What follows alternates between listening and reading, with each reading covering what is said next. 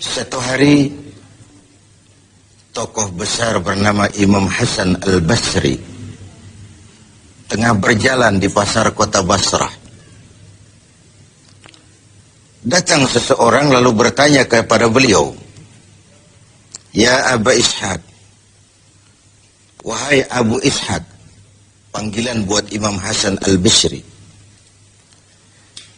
Katanya dalam Quran itu, "Ud'uni astajib lakum." Berdoalah kepadaku, aku akan jawab doamu.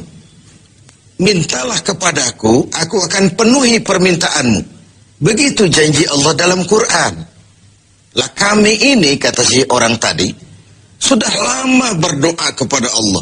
Sudah banyak kali kami memohon kepadanya. Wah, kok sampai sekarang doa kami nggak dijawab-jawab, nggak pernah dikabulkan. Ini bagaimana? Katanya berdoa, aku kabulkan. Sudah lama kami berdoa. Kenapa nggak pernah dikabul-kabulkan? Apa doa kami salah pasang? Apa Tuhan pas kebetulan nggak dengar? Atau bagaimana ini? Imam Hasan Al-Basri senyum lalu menjawab, "Ya ahlal Basrah, hai penduduk Basrah, hatimu mati. Dari hati yang mati, bagaimana mungkin doa akan terjawab? Tidak ada getaran yang menyebabkan channel kepada Allah itu nyambung. Tidak ada. Dari hati yang mati, doa tidak mengeluarkan getaran untuk sampai kepada aras. Hatimu mati, maka doamu tidak dikabulkan." Kita renungkanlah jawaban ini. Sederhana, doa tidak didengar Tuhan. Permohonan tidak dikabulkan olehnya. Tapi kalau kita mau menukik kepada renungan yang lebih jauh, kemalangan apa yang lebih besar? Selain daripada kalau Allah sudah berpaling kepada kita dalam hidup ini. Permohonan tidak didengar, doa tidak dikabulkan, Allah sudah masa bodoh dengan kita. Kemana lagi langit tempat kita bernaung? Kemana lagi bumi tempat kita berpijak? Kalau Allah sudah berpaling dalam hidup ini kepada kita, itulah kemalangan yang paling besar dalam hidup ini. Sementara kita berleha-leha, menurut kita kemalangan itu kehilangan jabatan. Kemalangan itu kehilangan harta benda. Kemalangan itu adalah kehilangan orang yang kita sayangi. Allah berpaling dalam hidup kita, tidak pernah kita melakukan evaluasi. Nah, apa yang menyebabkan hati itu jadi mati? Sehingga tidak ada getaran yang nyambung ke aras, yang mengakibatkan Tuhan berpaling dari kita, doa tidak lagi didengar, permohonan tidak lagi dikabulkan. Ada beberapa hal yang menyebabkan hati jadi mati, sehingga doa tidak terangkat. Imam Hasan Al-Basri menjelaskan beberapa faktor yang menyebabkan hati menjadi mati. Tidak ada lagi getaran yang mengantarkan doa ke aras, sehingga Tuhan pun berpaling. Yang pertama kata beliau, "Araftumullaha wa lam tu'tuhu haqqah." Kamu kenal Allah, tapi haknya untuk disembah, kewajibanmu untuk menyembah, tidak pernah kamu laksanakan. Bagaimana hati tidak jadi mati? Kenal. Siapa pencipta alam semesta? Allah. Siapa pencipta lautan, gunung, sungai? Allah. Siapa pencipta langit dan bumi? Allah. Siapa pengatur segala-galanya? Allah. Sholat apa tidak?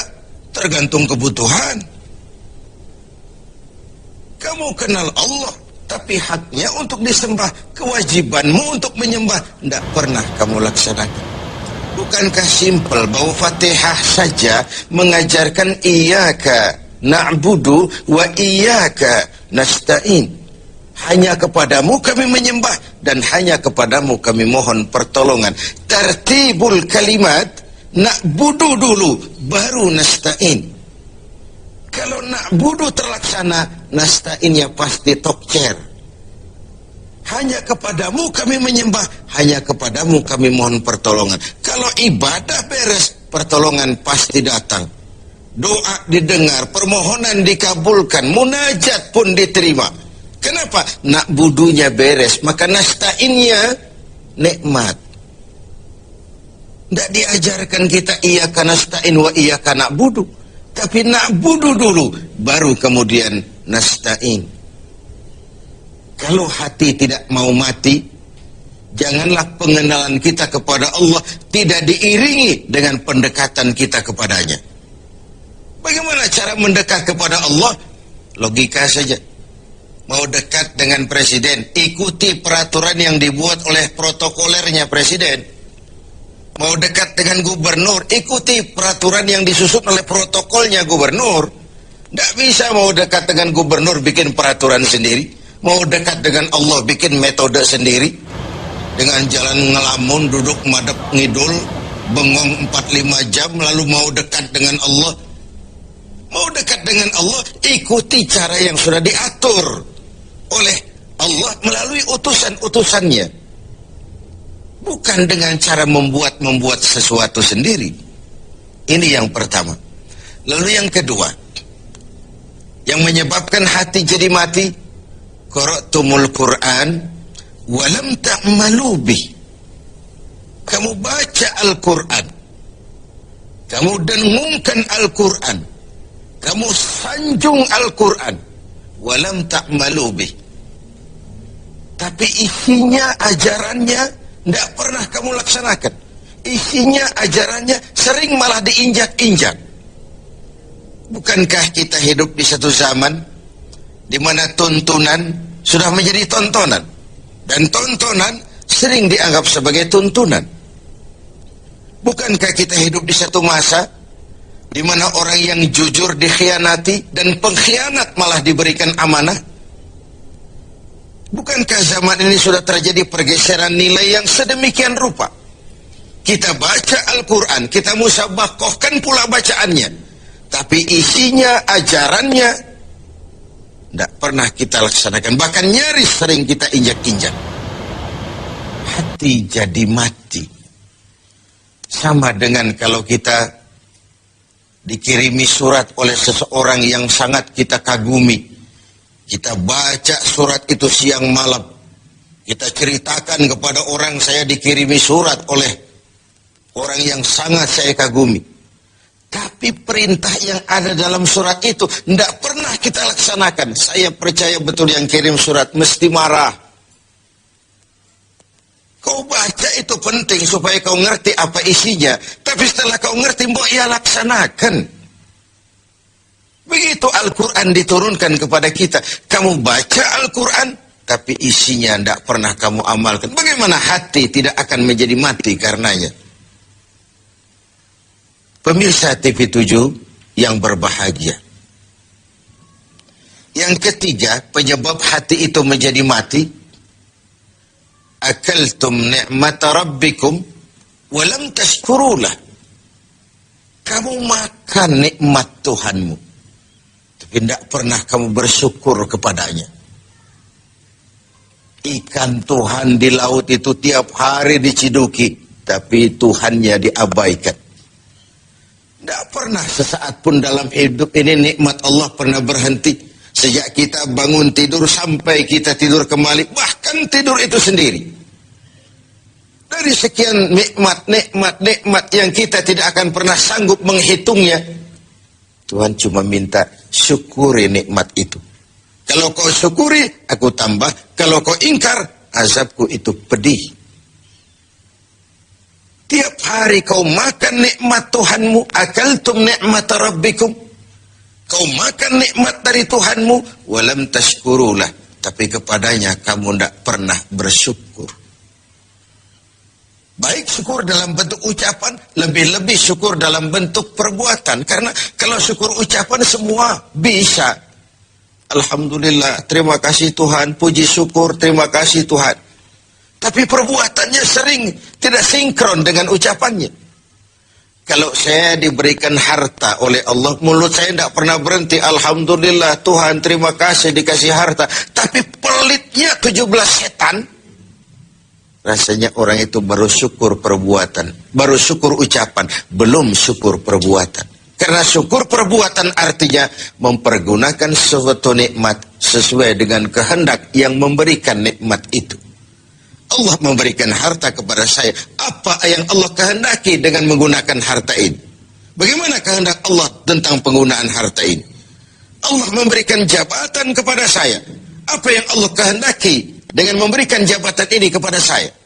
Mempergunakan suatu nikmat sesuai dengan kehendak yang memberinya. Itulah syukur yang sebenarnya. Ini yang keempat. Yang kelima, penyebab hati itu jadi mati. Qultum annal mauta haqqun wa lam tasta'iddu lah. Kamu yakin, kamu percaya, kamu tahu betul hidup akan berakhir dengan kematian. Namun kau tidak pernah mempersiapkan diri untuk itu. Baik menghadapi kematian maupun menghadapi yang lebih penting sesudah kematian. Karena mati pada dasarnya sebuah peralihan dari sebuah tahap kehidupan kepada tahap kehidupan yang berikutnya. Bukan akhir. Bahkan saya lebih cenderung mengatakan mati adalah istilah yang digunakan bagi orang yang sedang hidup. Sipulan mati, itu kan kata yang hidup. Yang mengalami sedang pindah ke alam lain. Jadi tidak ada alasan hidup sulit benar, mending mati habis urusan.